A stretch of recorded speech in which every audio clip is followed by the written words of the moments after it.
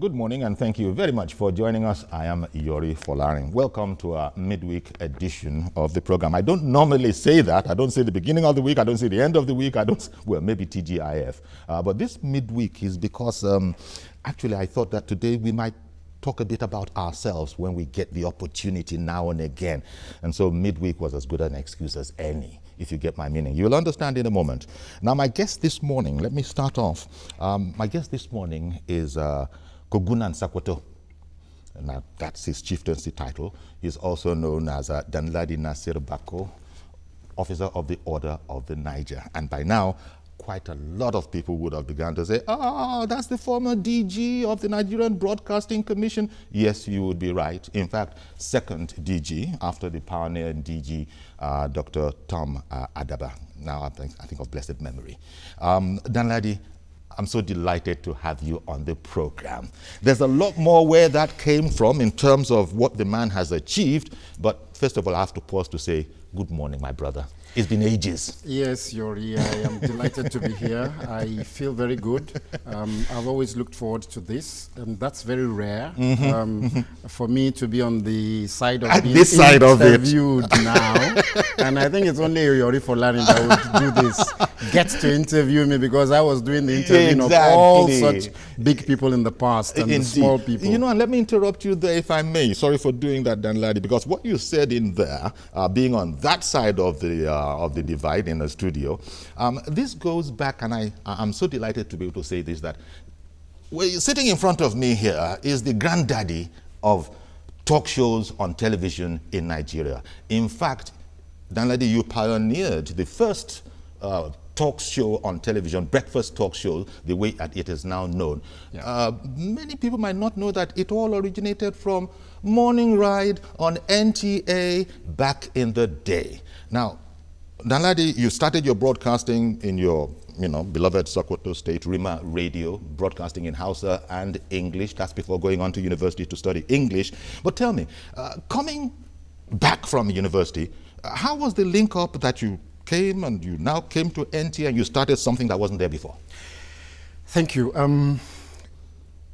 Even during the days when I was transiting from Rima Radio, Radio Nigeria Kaduna briefly, then School of Basic Studies, Ahmadu Bello University, then the first 3 years of my degree.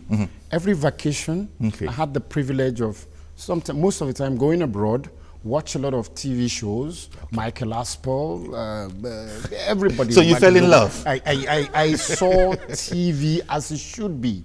So when my colleagues were just learning the ropes, I had already been honed in a way by, Michael Aspel, Imon Andrews, all the shows, TVAM, and I saw that there was a need for us to be able to establish something that was going to capture the imagination. I remember those days, 85, 86, NTA in the mornings were transmitting documentaries on earthworms and tomatoes and all sorts of things and grasshoppers. There was no life.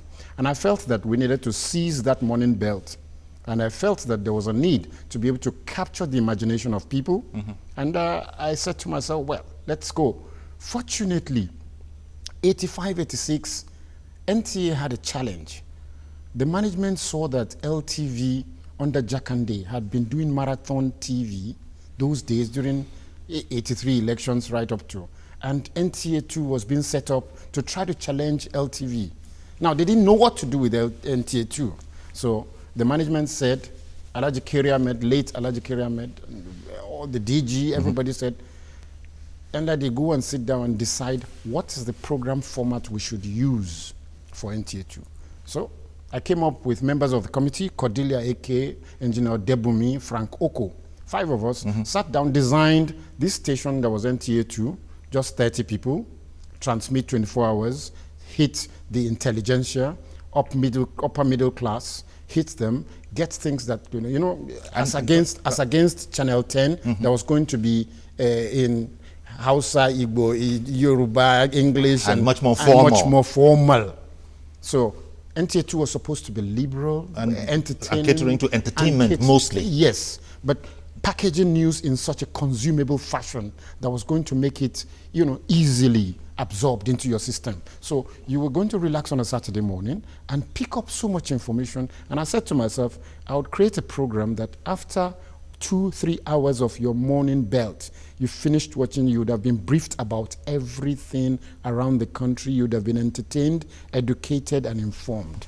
And Indeed. so it carried most of all those things at that time. And so you were so lucky to have had that opportunity and that backing to be able to actualize this idea. Very key. That's key. You had people behind you who had said, go and do it, we're going to back you. Although I had a major challenge because not all of them were in consonance with this. A few members of management said, the problem, we like this idea, the problem was going to be that if you take a live program and you're going to use a telephone, we have a problem because, viewers can call and abuse Babangida, they can call and abuse government. Exactly. And I said, that was the fear then. Yes, the fear was, there was no live program apart from news. No live, every other thing, Sunday show, everything was recorded. I was the first to do a live show, exactly. And I took the risk. And in fact, I had to agree to an agreement that if anybody abused government, either on phone or any of my live guests, remember you were dealing with Tai Solarin, Alao Akabashonu, Wole Soyinka. And you didn't know how people were going to, how the viewers were going to handle the freedom. Yes, the freedom. You didn't know how they were going to handle it. But you took that risk. I took that risk, and I managed it well, and bingo. Became huge. Such that today, now everybody does a phone-in program. In fact, I don't think anybody will allow itself not to do a phone-in program. Absolutely. And the viewers have come to, the game has been upped in that sense. Yes, and I think they have learnt a little discipline as well. At the earlier stages, you could have 1 or 2 randy callers, people who were crazy, erratic, eccentric, but that's to be understood. For the better part. But for the better part, people have learned to understand that there's some courtesy, there's some discipline about calling on air on TV. In fact, most of them these days, they will say, God bless Nigeria. So exactly. Now, you went in there alone because of feature. Another nationally known name would be Yinka Craig. True. There's so many of them that were back in that era. True. But let me just take Yinka Craig because he was sports. And you were also sports. You were many things, Danladi. Absolutely. You were presenter, you were producer, you were director. You were interested in sports, you were in the news. Now, Yinka Craig is another iconic name in Nigerian broadcasting. You were there together. In fact, it became, people thought that it was a Yinka Danladi show. We since Festac 77, I was second year university in ABU. I came for Festac. We sat down, brainstormed with Yinka after NTA was formed. NTA was formed in 1977. All the stations gathered and appointed Maduka, government appointed Maduka, Vincent Maduka to be Director General. And I met Yinka Craig and we started during Festac. We all had the same, I discovered that we had the same vision of trying to create some newness. There were so many things that were stale about NTA. So we wanted to create newness. So at that same time, we'd sit down and brainstorm. And when I brought the idea of Morning Ride, I said, Yinka, just look at this for me. And Yinka loved the whole idea. In fact, he encouraged me. Yinka, about 6-8 years older, no, about 9 years older than me. That's right. But he related to me like a twin. And he would sit with me in the studio, somewhere behind the cameras, and he would tell me the things he thought. He gave me inputs at every point. There you go. I also gave him inputs on Newsline. I would tell him some because Yinka was on. People will remember shall we say, the more, I don't want to use it, the older listeners, they will remember these programs. Yes. Newsline, Morning Ride. Absolutely. Newsline that I think Frank Olise ultimately took it over much later on. But the key and the essence and the flavor, the incredible creativity came from Yinka. There you go. Of Newsline. And because you were allowed at that time, I remember that we wanted to do more, but the laws of NTA prevented us from owning copyright. As I speak with you, I don't own copyright of Morning Ride because the laws say that everything you create while in NTA belongs to NTA. And I think everybody has inherited that. That's the way all the stations are. We were discouraged from creating new programs.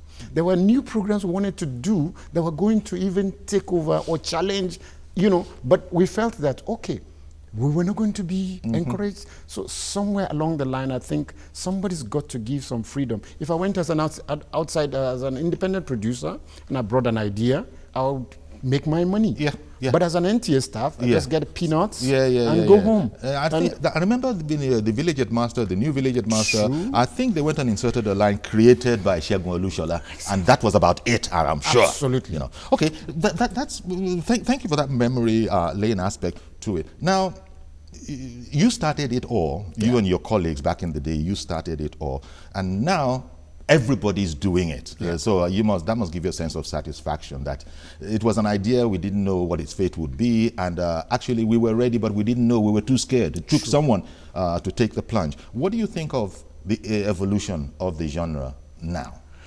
Let me say with all modesty that in Ghana, they still call their own edition Morning Ride on TV3. Okay. In South Africa, they call it Morning Live. But it's the same thing. Same belt, early morning, breakfast show, same format, same content, sports, newspapers, a little entertainment, review of books, meet some new stars, all of that. I feel good that, as I said to my, mentees, some of the fellows I was mentoring last week, I said to them, Almighty God did not charge me for my brain.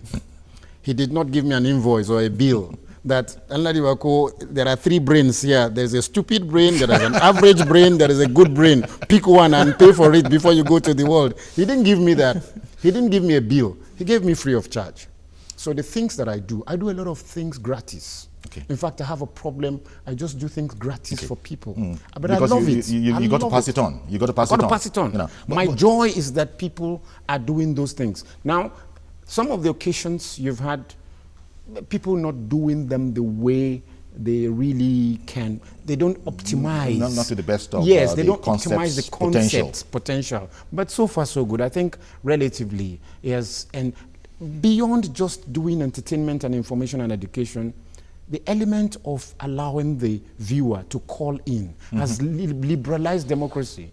It has liberalized the input of the viewer. So we're not just doing what radio people in Yoruba language, they used to say radio, what do they call Yoruba? That radio is one way talking. Nobody replies you. It will talk, there will be no reply. No, that is.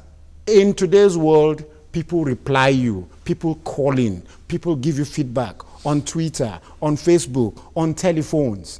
So that for me encourages democracy.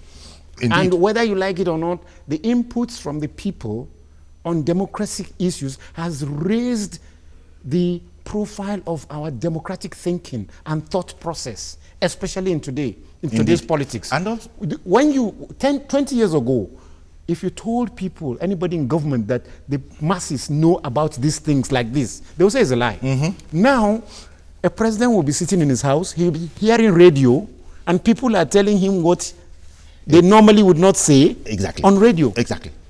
A governor will be sitting down and somebody will be saying that this governor has not done X, Y, Z.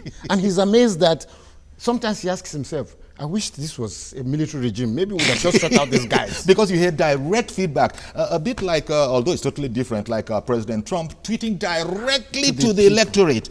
This is infuriated, as you know, news organizations around the world. But now cross-fertilization. Yes, now this is the professional practical presenter, but also as a technocrat. You had the singular honor to rise to the apex of your career when you actually were appointed as the second DG. I said it in my intro, second Director General after Dr. Tom Adaba. So here was the young man who started out, being a presenter. He had all this love for production, for directing. He just was an adventurer, a mental adventurer. Now he's actually become the DG of the place and is now responsible for the quality standards of television in Nigeria. How did that feel? Challenging, exciting, fulfilling, and rewarding. I must thank President Obasanjo for having confidence in me. By the way, some time ago, that was 1999. Yes, 1999. That's when you were DG. Yeah, I was 41. But President Obasanjo had absolute confidence in me. Before then, I had been invited by him to Africa Leadership Forum in Ota, February 89. I was in course number 4 with Victor Ogundikpe and Ray Epu and late Professor Abubakar Momo. So 15 of us were in course number 4, Africa Leadership Forum. So he had seen certain traits. And when it came to me becoming Director General, he just said to me that I'm going to send you to. And I said to him, choose the most challenging place for me. And he said, okay, NBC. And he signed OO. I continue to thank President Obasanjo for giving me that privilege and that opportunity. Now, I was faced with a challenge where certain stations were totally off key. I mean, they did things without, they thought that there shouldn't be regulation. They thought that they could do whatever. You saw all kinds of manner of videos, musicals, some discussions that were totally unethical. Okay. And I needed to sanitize the place. I also needed to bring out the whole frequencies that we could get from the ITU to open the bandwidth for FM stations. And by 1999, I think it was just, I was zonal director in NBC before I became DG. So it was just Ray Power in 1994, that was the FM station, and Radio Nigeria 2 Lagos, Sunshine Station.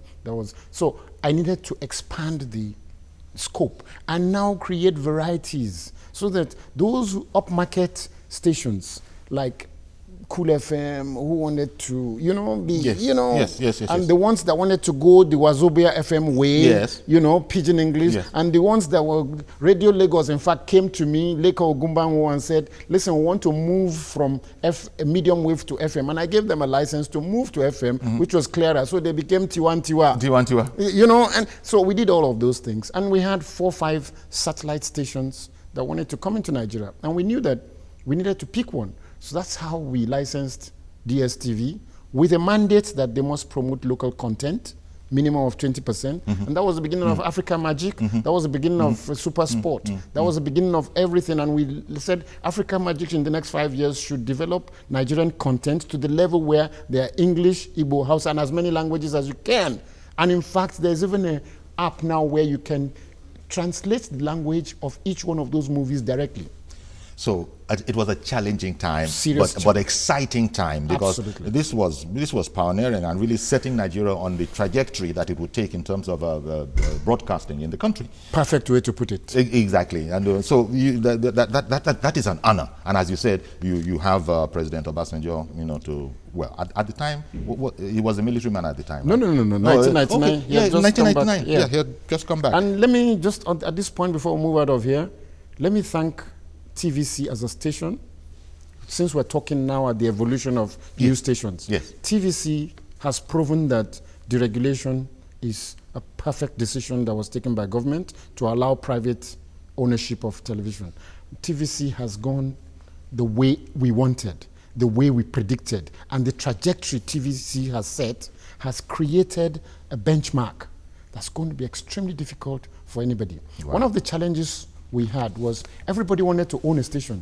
And I said, you don't need to gather your resources so that you can pool your resources together. But everybody wanted his own. Yeah. And it's in Nigerian fashion, everybody thought he was a landlord. Everybody wanted a kingdom. And so resources were thin. Yeah. They were thin, so and it's a hugely afford. capital-intensive business.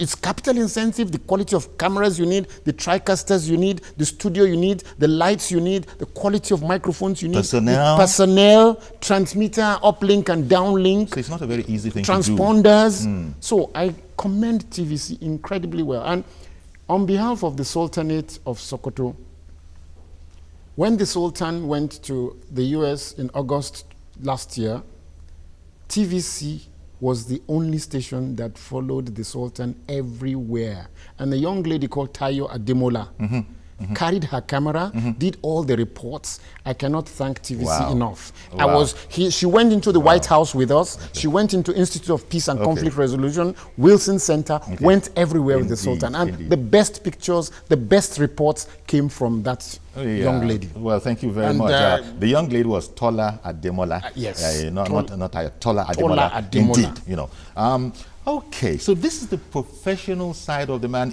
You see, it's like riding a bicycle. You never forget how. Yeah. You see things going on. Sometimes the presenter will come back on you as a spirit. Sometimes the producer comes back on you. Sure. You can't do anything about it, but there you are watching at home.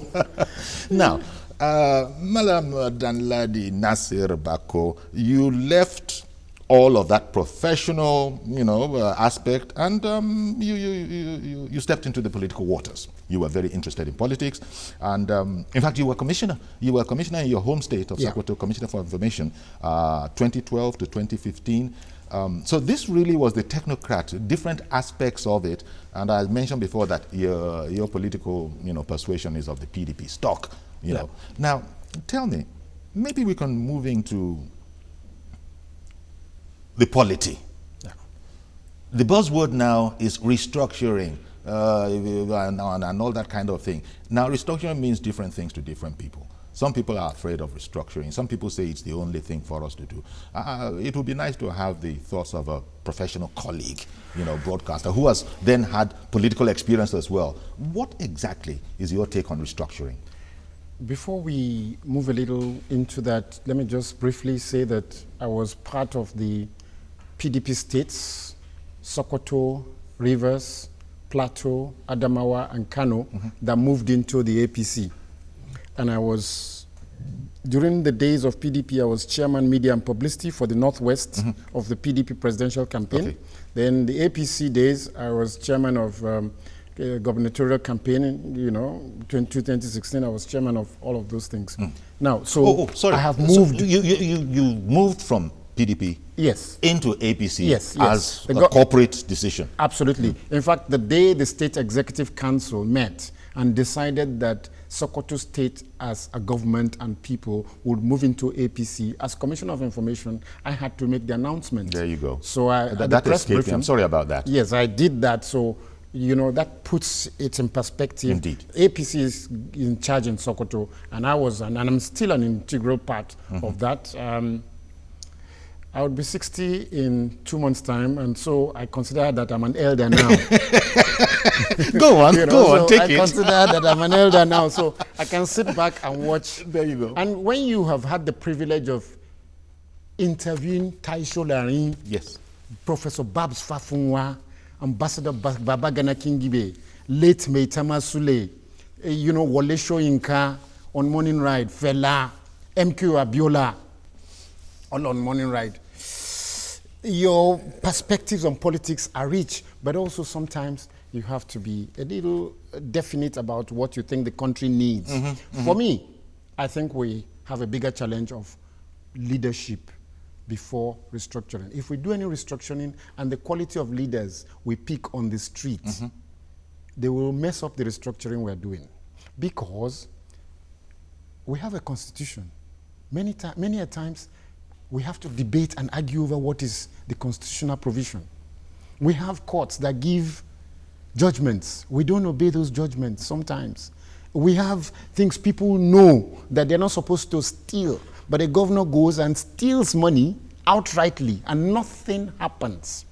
So even if you choose today to say Biafra people should go, even within that Biafra, by the grace of God, I was senior special assistant to Jim Nwobodo, Chief Jim Nwobodo, as Minister of Youth and Sports, 95, 96, 97. And we will go to all the villages in Southeast. From Anambra, we'll go to Njikoka, Dunukofia, we will come down to Abia, Ebere Ikwano. We'll enter all those Arochuku. We'll go into Imo, Arondizogu. We want to all those areas. So I have an idea. People will still fight amongst themselves. Even if you give them 10 states within that area, there will still be crisis because even that superiority complex still exists within them. Even within them, because there are some Igbos that are not as equal to some other Igbos. The same thing happens with, when I tell people in the north, in my area, that even if you go to Yoruba land, that the Yoruba they speak in Ikere Ekiti is different from the one they speak in Okitipupa or the one they speak in Legushi or Ologbowo. That the Yoruba is and even in Ibadan or the variants are there, and there is that complex. Even the kings in Yoruba land still argue who is superior. So there's this problem of leadership. Truly, really. And so unless we face... And it's because of how we are, how we are structured, well, it goes back to maybe the amalgamation of Nigeria, because maybe other countries that we look to in the West don't have exactly these kind of challenges that we have. Yeah. The problem of leadership being what it is and the contestation among them. But when you now bring that, and having taken the caveat that you've just given, that, look, you got to sort that out before we go into any form of restructuring. True. The kind of impatience, I don't know what other word to use, that is being displayed by the youths that are now making these provocative statements. Yeah. What do you make of the charge that, you know, perhaps the elders that are not, as it were, reining these guys in, because we have a very, very traditional society. True. The elders tell you, enough, you are going to have to, much more so than even law. And first of all, do you agree that both in the southeast and in the north, elders have been criticized for not coming out as decisively as Nasir El-Rufai, for example, who, bam, immediately said, this is absolutely not on? I'm totally in support of elders making their inputs from the word go. I'm happy that even reluctantly, Ohaneze realized that the trajectory that IPOB was going to go through was going to begin to say we cannot have elections in Anambra in November. And they now realize that if you don't check this movement, we're going to lose our status as elders, and this young man is going to become the king. So they are now saying that, no, we don't want Biafra, we want to dialogue. We cannot stop elections in Anambra. Same for the North. I do not think anybody has a right to request anybody to vacate any part of this country. I solidly do not. I mean, for God's sake, some of us have been, if all the times I was going to Southeast, they had kidnapped me or killed me, what would you have said? They tolerated all of us. I know people in Onitsha, in Fege in Onitsha, who were born there, Hausa people, who were born there 60 years ago. And they're there till today. They sell cows, they sell rams. I can take you to so many areas of so many parts, Afikpo, Uzuakoli. I can take you We're to parts. We're so inextricably mixed with each other. Truly. And you come to Sokoto, you will find, listen, there's a gentleman called Elias Kido in Sokoto. I grew up from 2 years old, knowing him in front of my house. He's still there till date. He sells sportswears. Where do you ask a man like that to go? That you're giving him an ultimatum? I can give you a whole list of more than 200. In fact, there are women who in Sokoto who were born. There's a popular street in Sokoto called Ofa Road. It's across the airport. It's called Ofa Road. Predominantly, you'll find you can get amala, you can get begiri, you can get ewedu, you can get orishirishi, you can get anything. And let me tell you, surprisingly, even Hausa people go to buy ewedu to eat there. The same way the Yoruba people have learned how to eat tuwon shinkafa and miyan kuka. And I come to Lagos. I'm in University of Lagos doing my MSc Mass Comm 1980-81, and directly across me in Lagos, they are selling food. They don't have tuwo, they don't have miyan kuka. So I am compelled to learn how to eat. So the point is that, as you are saying, leadership, which you identified, is part of the problem. It's key. And people, I don't know, maybe people have a security complex. Yes. Because there's too much of this thing going on. The acting president has warned that, look, don't go over the edge whereupon you're breaking the law. Let me put it like this. A lot of them, by my experience, I was there, I was 10 years old when the Civil War started, and I know, and I saw bombs in some cases, and I know what it took when people were being slaughtered. The day in June 1993, when all this katakata about June 12 started, I was doing morning ride, and I invited the governor of Lagos State, Colonel Oyinola, to morning ride, and he made one statement: no country goes through 2 civil wars and survives. I now use that as a jingle. Yes. He was in his fatigue. Military, as governor of Lagos, they was sitting the same way. No country goes through 2 civil wars. And survives. 80% of those who are jumping on the streets in Southeast, they have never seen a bomb. Throw a grenade, they will take cover. let me take a break at this stage. We'll take a break and then this intriguing conversation, when we come back, of course, you know, that's your time now. You can join the conversation by calling in. Stay with us, please.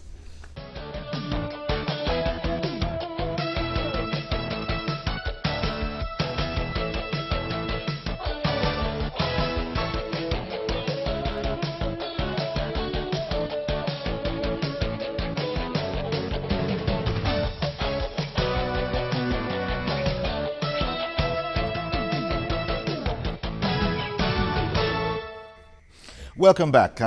Continuing our conversation with Governor Sokoto Danladi Bako, OON, former Director General of the Nigerian Broadcasting Commission.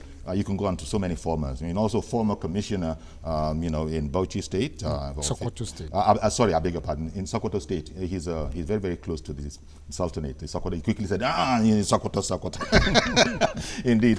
Thank you for being on the show, my brother. Thank you. Now, the other thing, of course, is that television in Nigeria is what it is. Radio, when we were on here, there's also a radio part that you're interested in. Jones Hussein walked in the set, and you guys were just backslapping each other again. These are part of the whole tribe, shall we say, of communication, both on radio and television back in the day. And some of the soldiers are still up there. They're still, you know, Citizen Jones is an example of that, still fighting. Once upon a time, as far back as 1973, I would tune my radio. Well, as far back as 1963, I would wake up at night and listen to Cassius Clay versus Floyd Patterson boxing. 3 a.m., American time, 8 p.m. Just to, you know, I would tune my radio and listen to Radio Luxembourg.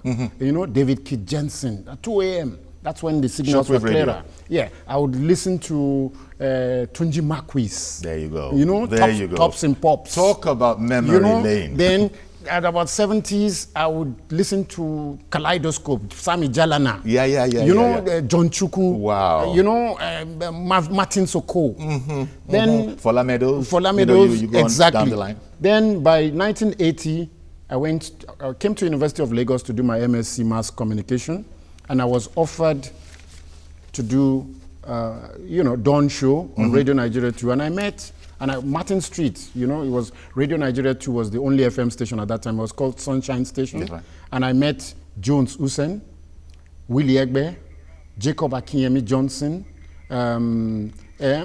Mama Funk, Tony Begbuna, Benson Idonije. You know, those days, Benson Idonije was doing Big Beat. Yes. With Patrick Oke was doing Pop Around the World. Indeed. You know, and of course, viewers will be relating to this memory lane. But there are a lot of youngsters who are going to be saying, now, what are they going on about? But we're talking about the foundation of the stuff. Absolutely. Now, Professor, I beg your pardon, I hear that Professor Ralph Akifeleye is on the line and he wants to, come into the program. Good morning, Prof.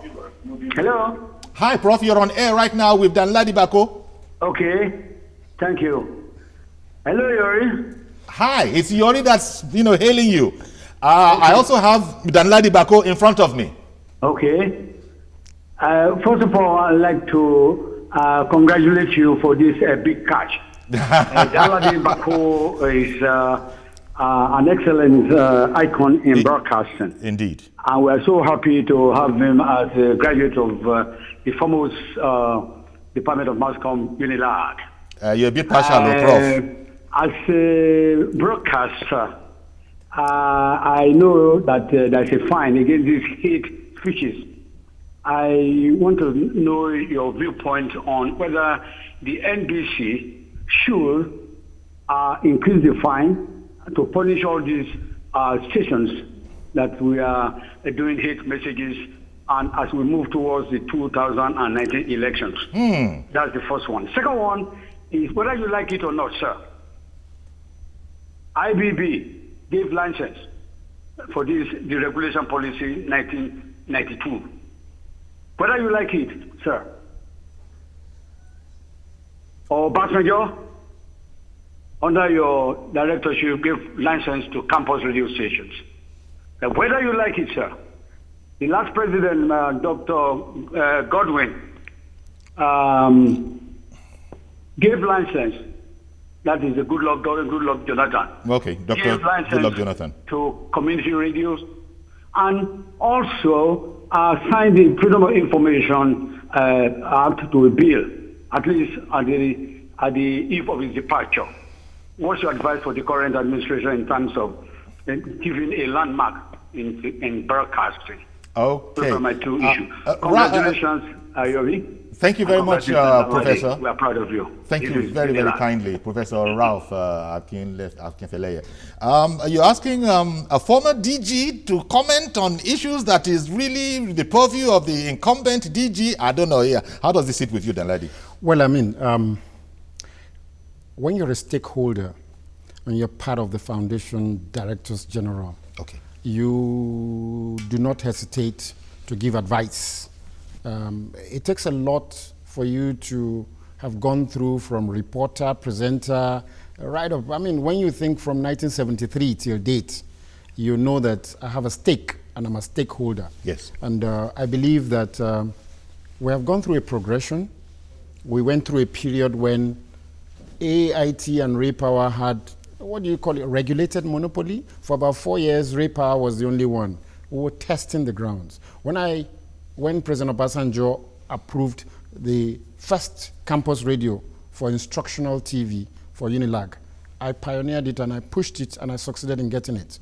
And I think the whole business of, even now that they've given community radio, there is always a period where you are in doubt as to how well it will sit. And you want to ensure that you don't make mistakes, especially the media. Mm-hmm. If you give a license and you withdraw it later, oh, they will scream, oh, media, oh, you're attacking the media, you're revoking, you are. So it's always preferable to err on the side of caution. And I think that's what government is doing. But I eventually believe that licenses will be given. And I think the acting president understands he understands what all of this is all about. He knows that for whatever it's worth, the bandwidth is there, the frequencies are there. And in fact, the whole business of digitization, you can afford as many as 1,000 channels. Exactly. You can have multiplicity. So the issue now is not whether the channels exist. The channels are there. So it's just for government to decide that we have it. Let me just sound a word of caution. One of the things that challenges I had in 1999 and 2000 was the number of stations you were going to give. Where are you going to get the personnel that can run it? Yeah. So we were careful in releasing licenses because all sorts of characters became presenters on air. Even the ones that had read their English in Yoruba and translate to the ones that read it, they understood Hausa and translate to English on air.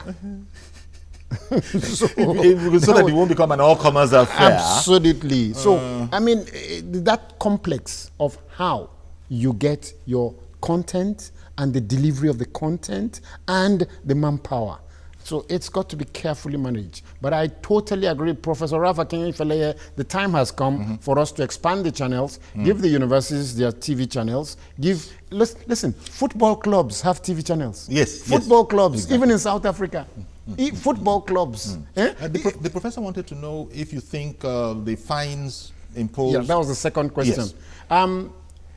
As much as possible, there was a time where it was expedient that we are drastic about implementing and making sure laws are obligated and actually enforced. Yes, but it comes a code. time, yes, the NBC code, but it comes a time where there's some level of self-responsibility and self-censorship within the station. Actually, what I've always advised as DG of NBC at that time was every station must have a desk that regulates its own quality content. There must be a content regulation officer that is the one that ensures that we don't even need to get to fines. Let them make sure that they do the right thing. Because, exactly. Informed self-censorship. Because there would not have been any reason for you to have hate speeches. There would not have been any reason for Lion of Bodilon. There would not have been any reason for anybody to say that the so person is dead or somebody is dead, because there would have been a quality control. Absolutely. So even if a governor comes and says that so person is on life support, you have to be cautious about what you allow yourself to transmit. Indeed. One moment, please. Reverend Dominic, good morning, sir. Good morning, Chief Yori. Go right ahead, and you know I'm not a chief. It is my guest that is Kogunan Sokoto. For the first time for these few weeks now, you have lightened our days this one to bring a veteran, Danladi Bako. That's right. Since the life of Danladi Bako, Frank Colise, the doctor that used to present one is dead now, left NTA. I have not watched NTA for a long time. That's gospel truth, honestly. Since they left NTA, and that comes to the line of Buddha. And NTA is the source, so you know NTA is the source. Well. But it's somehow an attractive television, and TVC came on board and gave us the best broadcasting that we can see in CNN, in the BBC. So there's no need to go into that. But let me say this. In all things you have said this morning, I support what you said about Biafra. You know, I am from the Southeast. If we get this Biafra, there are just other challenges. Who is conducting the argument? Who is going to be the minister? Who is going to be the president? Is it this young boy who did not saw a civil war? Or the man who is championing it? Unfortunate. So again, what he says again we must take home is restructure. If we restructure Nigeria into 1 million times, this what I saw in National Assembly yesterday, in the floor Senate, was a joke that we play out of this leadership. It's a sorry thing. So let me say this, because that is Bako is here, and we're informing Nigeria and international community. Do you see this joke in National Assembly yesterday? How could an adult joke with such a sensitive matter to make somebody an anti-president in a nation like this, Nigeria? Yeah. And we say it in national television, we say it in red carpet. Yori, Danladi Bako, it's not supposed to be the house of elders. How could elders dance this naked? Okay. All right. Thank you, Reverend. Thank you, Reverend, for calling in. You probably can. Well, the Reverend said that he's entirely on all fours with your position on that. I believe that at some point we'll get to where government at the center will understand the need to devolve a little more powers naturally. It will come because we now realize that agriculture, education, some of those things that are on the executive, it's almost happening naturally now that people are beginning to find out that they have to now allow some level of freedom. And that freedom will begin to come because essentially the Constitution provides for true federalism, but it's the operators that manipulate. That's the problem. So we need to begin to ensure that people don't manipulate the federalism to suit their own purpose. Okay. And the moment we begin to do that, we need leaders that will be able to. We just might just be lucky one of these days. We'll work towards it. We need to work towards it. Find out the kind of people we elect as president, the kind of people we elect as governors. For now, the resource base of where we get our governors and presidents from. Sometimes I get very jealous of countries.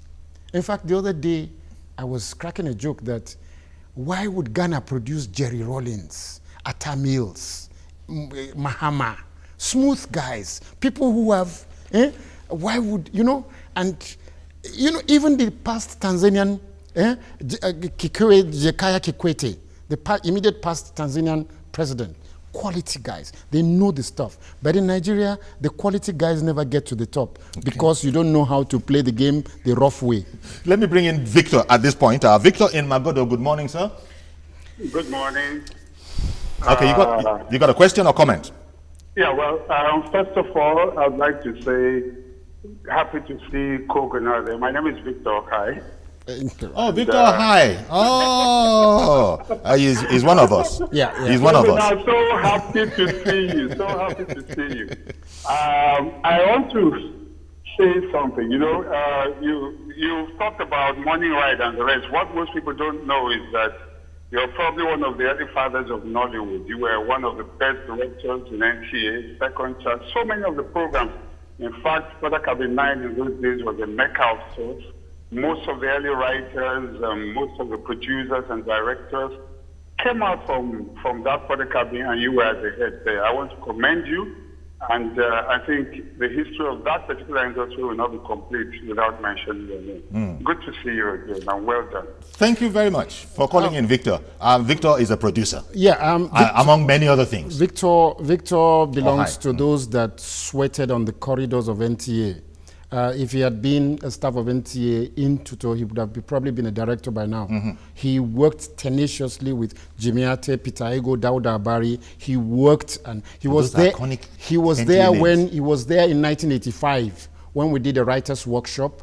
That writers' workshop that we did, we invited people to write, and 15 people out of those entries got the nod to form a group. Those 15 people included Zebejiro, Bonde Merua, Andy Amenechi, and in fact, RMD. That's right. And Mahmoud Ali Balogun. All of them were discovered in 1985 with Victor. Indeed. Victor, lovely. Thank you very much. Memory lane, galore. Ishak in Jos. Good morning, sir. Good morning, Kuyori. Thank you for calling. Good morning to your guest. I'm Ishak Kaiwa, I'm calling from Jos. I want to appreciate your guest. His tenor brought revolution in the Nigerian Broadcasting Corporation. More grease to the elbow.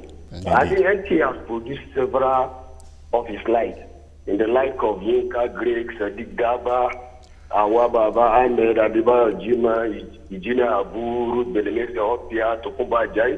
They are too numerous to name. And while we were growing up in the 80s, they also brought some fine programs to the audience of Nigerians, the village headmaster, the Kokra down, numerous that were educated, unlike the movies now that we hardly. There you go. We don't even like our children to watch nowadays. These are series that are educative. I want to advise that your life and some other journalists should emulate him and continue to ensure that what they're broadcasting is what children can watch and And again, I want to say on the issue of national unity, it is important the Nigerian Broadcasting Corporation should be up and doing in the regulation, in playing its regulatory rule. Because you know what happened in Rwanda? Media they are very sensitive there. You can make or mar the unity of the country through the media, house, whether radio program or television program.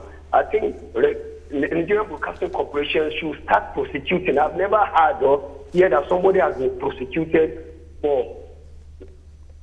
Indeed. Well, thank you very much for that. As I said, it's all about memory lane. You've been talking about all of these on-air people that people know, and some of them are not on-air people, but people know. They know them because of the end credits. They know the people who are behind the programs. Some of the ogas in NTA back in the day that have been horribly, tremendously is what I mean by horribly, tremendously influential in the right. You have names like James Audu, for instance, as director of news. Remember that? He's the guy who gave me my break in television back in the day. We'll go back to the 80s. And then Yahya Abubakar, another Malam who was integral. These were Mohammed Ibrahim, Newsweek, John Chiahimen. John Chiahimen. These are names, man. We used to be very, very rich in the past, though. Yes, true. You know, to a large extent, I think this is the time to let the viewer know who Yori Folarin is. Oh, man. It's about Danladi. Yori would walk around the corridors, go to the newsroom, do his bulletin, work. We had a subculture where you get into that place at 8 o'clock, attend editorial meetings, come out, go and do your assignments, and by the time you finish editing and you're going into the transmission room to go and submit your materials or go on air, you would not realize that it has rained 3 hours outside. You're in the studio, you don't know that it has rained. That's right. When you come out and discover it's night. That still happens now. Because of the passion. Yes. It's in your blood. And Yori, you did so well for NTA. Man. I felt a little worried when you left because I thought that you were part of the, I thought you were part of the generation. 80% of the reasons why the gentleman who called earlier said NTA was going down was because the environment did not encourage people to stay.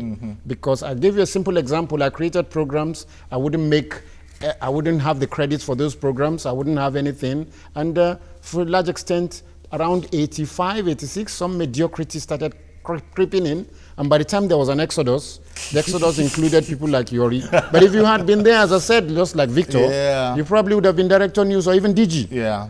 I have no doubt about it. Thank you very and much, you know, my brother. one of my talents is to be able to spot materials that can grow.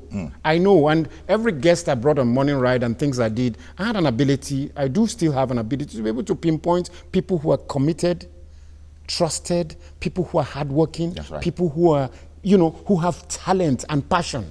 Very kind of you, Passion. Malam. Thank you very, very much, Malam. Bola in Ebutemeta, thank you very much for holding on. Oh, did I leave it too late? I wanted Malam to end his sentence. I'm so sorry, Bola, that I lost you there. You were talking about some of those iconic figures in the newsroom, the James Audu, because that was the time, he was the guy who coordinated the newsroom. Yeah. In fact, it was people, you weren't just the only one. Yeah. You weren't the only one. People like James Audu, they brought the whole idea about, you know what? I don't want any newscaster anymore. I don't want a newscaster. If you're a newscaster, you got to be a reporter too. Absolutely. You got to be a reporter, newscaster. That's where it all started from. When you understand your story in delivering your story, you're part of that story. So you come and present the story, and that's what has happened. Christian Amampo, everybody, Ginny Moss, everybody. These are reporters. Absolutely. Reporters and presenters. Absolutely. So they've mastered it. They know the subject. Today you have so many newscasters, and they'll be reading a story, and they've not even heard this name before.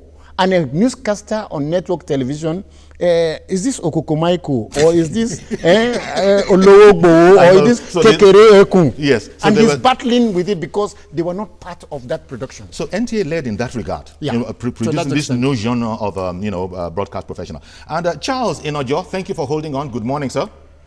Yeah, good morning, sir. Good morning. Good morning, Mr. Charles. Yeah. Okay. Can you hear me? Yes, we can hear you. Okay. Really, I'm very impressed with your program. Although when I was a child, I used to watch some of these programs from Nigerian Broadcasting Corporation.